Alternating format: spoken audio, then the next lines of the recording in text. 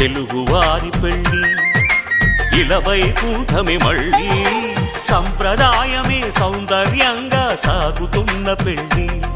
ఇది తెలుగువారి పెళ్ళి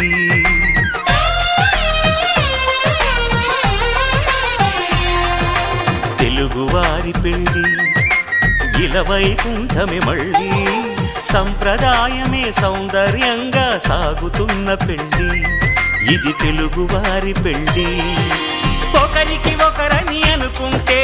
అదే నిశ్చితార్థం ఆ నిర్ణయానికి తలవంచడమే పెళ్ళి అంతరార్థం శతమానం భవతి అంటుంది శ్రావణ మాసం శ్రావణ మాసం శ్రావణ మాసం తెలుగువారి పెళ్ళి ఇలవైకుంఠమే మళ్ళీ సంప్రదాయమే సౌందర్యంగా సాగుతున్న పెళ్ళి